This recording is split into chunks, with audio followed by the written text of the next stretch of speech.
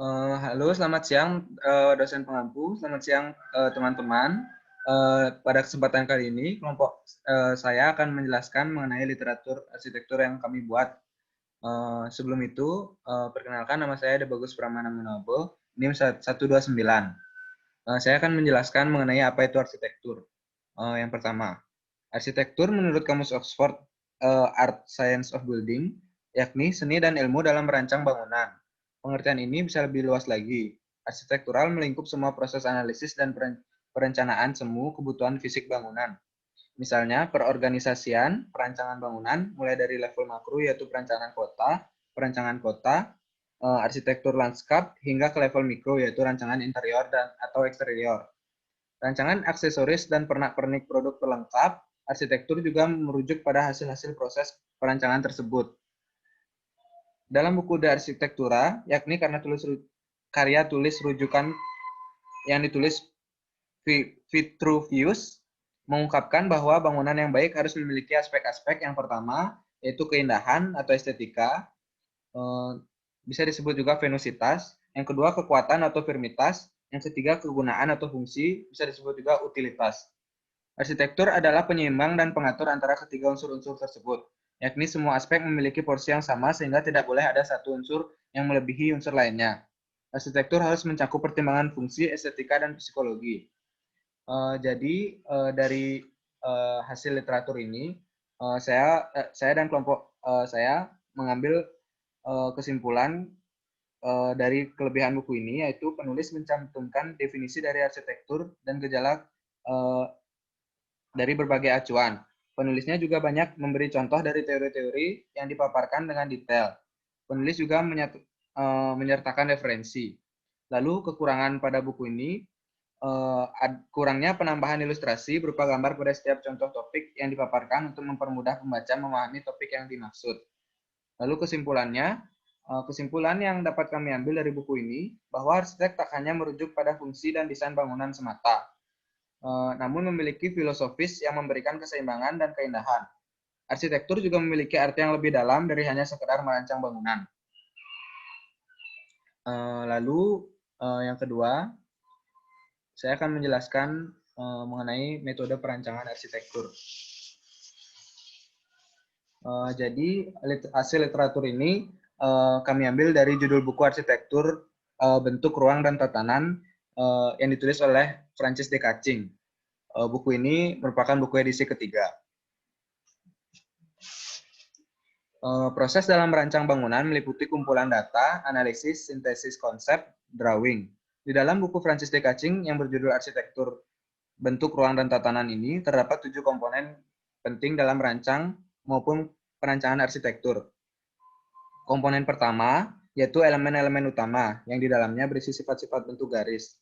Komponen kedua yaitu bentuk yang di dalamnya berisi sifat-sifat bentuk. Yang ketiga, komponen bentuk dan ruang. Yang keempat, komponen organisasi yang di dalamnya berisi organisasi bentuk dan ruang.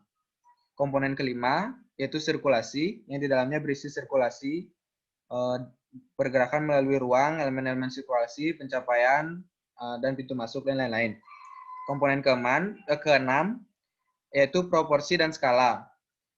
Yang terakhir, komponen ketujuh, prinsip-prinsip yang di dalamnya berisi prinsip-prinsip penyusunan.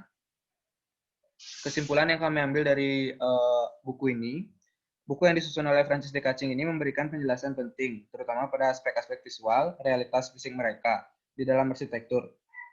Titik-titik, garis-garis yang menentukan, bidang-bidang yang menentukan, volume bentuk dan ruang, di mana hubungan terhadap satu sama lain dan sifat organisasinya juga mengkomunikasikan konsep-konsep mengenai area dan tempat akses masuk dan jalur pergerakan hierarki dan tatanan. Perlu dicatat di sini bahwa arsitektur dalam mengkomunikasikan bentuk dan ruang ke dalam sebuah esensi tunggal tidak hanya memfasilitasi tujuan, tapi juga mengkomunikasikan makna. Seni arsitektur membuat eksistensi kita tidak hanya dapat terlihat, tapi juga bermakna. Sekian presentasi dari saya. Presentasi selanjutnya akan dilanjutkan oleh Birawa.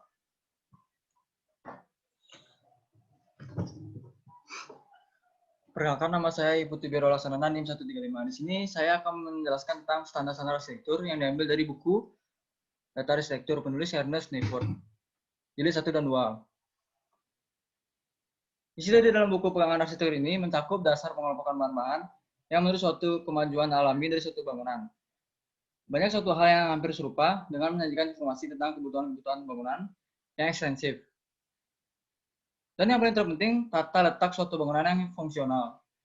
Isi dari dalam buku jilid pertama ini terdapat norma-norma dasar, simbol untuk gambar bangunan, dasar penyaluran air, rumah dan tanah, pipa air dan pipa penyaluran air, instalasi gas, instalasi listrik, dasar teknik bangunan, ukuran semua benda, ukuran manusia dan rumah tinggal, dan masih banyak norma-norma dasar menggambar bangunan lainnya.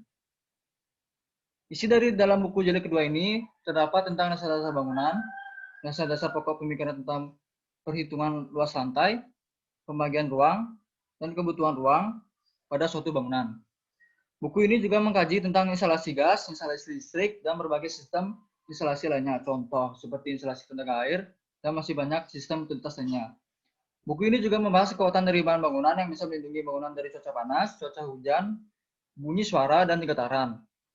Dalam buku data arsitek jilid pertama ini, semua standar-standar arsitektur sudah dirangkum secara signifikan mengenai pengetahuan dasar-dasar bangunan.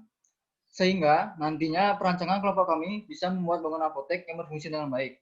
Dalam buku data arsitek jilid 2 ini membahas standar-standar pembagian ruang dan kebutuhan ruang pada suatu bangunan. Selanjutnya saya akan menjelaskan tentang literatur apotek. Apotek adalah tempat dilakukan pekerjaan kefarmasian dan penyaluran penyediaan farmasi, perbekalan kesehatan lainnya kepada masyarakat. Apotek adalah sarana pelayanan dan kefarmasian, tempat dilakukan praktek kefarmasian oleh dokter atau apoteker. Apoteker merupakan salah satu sarana kesehatan yang digunakan untuk meningkatkan upaya kesehatan masyarakat.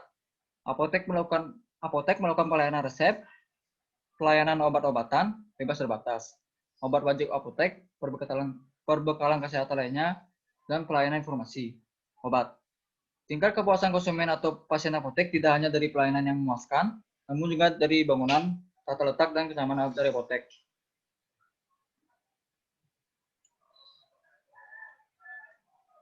Maaf, slide-nya saya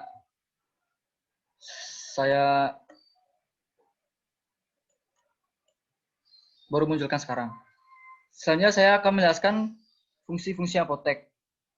Yang pertama, fungsi apotek tempat pengabdian profesi seorang apoteker yang telah mengucapkan sumpah jabatan apoteker. Yang kedua, sarana yang digunakan untuk melakukan pekerjaan kefarmasian. Yang ketiga, sarana produksi dan mendistribusi sedan farmasi antara lain obat, bahan baku obat, obat tradisional. Keempat, sarana pembuatan dan pengendalian suatu sedia farmasi, pengamanan dan pengadaan, penyimpanan, pendistribusian atau penyaluran obat, pengelolaan obat, pelayanan obat atas resep dokter, pelayanan informasi obat, pengembangan obat, bahan obat, dan obat tradisional. Sumber sudah tercantum di fungsi apotek. Adapun kapasitas dan fasilitas. Bangunan apotek paling sedikit memiliki sarana ruang yang berfungsi. Yang pertama, ada penerimaan resep. Yang kedua, pelayanan resep dan peracikan. Yang ketiga, penyerahan sediaan farmasi dan alat kesehatan. Yang keempat, ada konseling. Yang kelima, ada penyimpanan sediaan farmasi dan alat kesehatan. Dan yang terakhir, ada arsip. Adapun persana apotek yang paling sedikit terdiri atas, yang pertama adalah instalasi air, yang kedua pelayanan resep, yang ketiga sistem tata udara, yang keempat sistem proteksi kebakaran, yang kelima ada penerangan yang baik. Sumber sudah tercantum. Selanjutnya akan dilanjutkan dengan teman saya.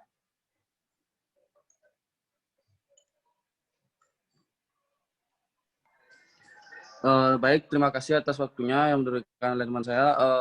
Di sini saya Made Windra Skarata, NIM 161 dari kelas 3. Di sini saya akan melanjutkan presentasi dari kelompok kami, yaitu mengenai buku data arsitektur apotek. Dalam apotek, baik berukuran sedang maupun besar, selalu tersimpan resep dan obat-obat selain obat-obatan. Selain itu, melakukan penelitian di bawah pimpinan seorang apotek yang berijazah berdasarkan peraturan ruang-ruang untuk penyimpanan obat-obatan laboratorium termasuk di dalamnya, ruangan untuk meracik obat-obatan, farmasi, ruangan untuk menggeprak, ruang cuci, peralatan farmasi, terdapat juga meja untuk menerima pelayanan BPJS, pelayanan resep obat dokter, dan umum. Apotek juga harus mempunyai pintu masuk tersendiri untuk menyimpan cairan yang mudah terbakar, alat dan zat lemak, dan juga ventilasi yang memadai seperti instalasi listrik yang aman dan dadakan. Berikut ini ada sedikit skema gambar dari apotek yang kami akan rancang. Bagian ruangnya ya ada yang pertama, yang A, ruang obat, ruang yang B, ruang admin BPJS, yang C, tebusan obat, yang D, racikan obat, yang E, penyimpanan obat, yang F, cuci alat apoteker, yang G, etalase obat, yang H, tempat pengambilan tiket, yang G, meja penjaga. Sumber data arsitektur ini dari buku Neoverse Data edisi 33 jilid 1. Baik, terima kasih waktunya untuk teman-teman semua udah memberikan waktunya kepada saya untuk menjelaskan presentasi ini. Sekian presentasi dari kelompok kami. Apabila ada salah kata atau mungkin sifat, kami mohon maaf. Sekian, terima kasih.